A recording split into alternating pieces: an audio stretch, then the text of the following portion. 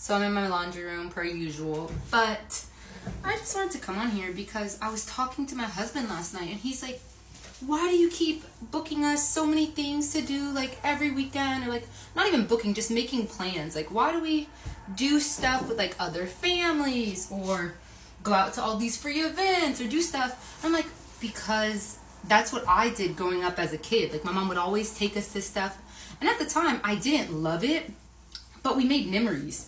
I have so many different experiences, and it's crazy because when I talk to people who've even lived in the same town as me for like their entire life, they haven't done any of that. Like, they don't do a lot of anything, or they just haven't experienced it at all. Like, nothing in the town.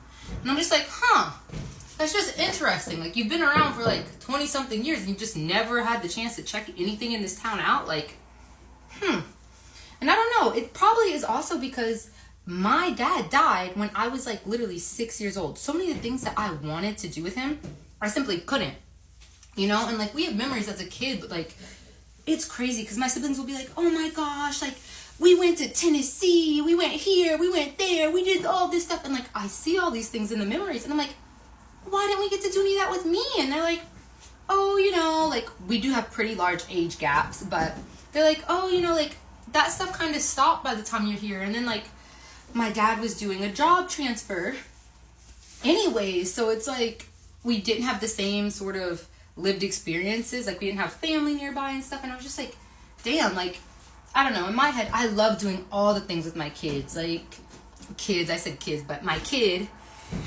and my fur baby, just because I'm like, I don't know, I could die tomorrow, and sure, like, we could stay in the house his entire life and just make memories that way, and that's great and all, but that's not what I always want him to remember. I want him to remember things that we did together, my interests, his interests, fun family memories.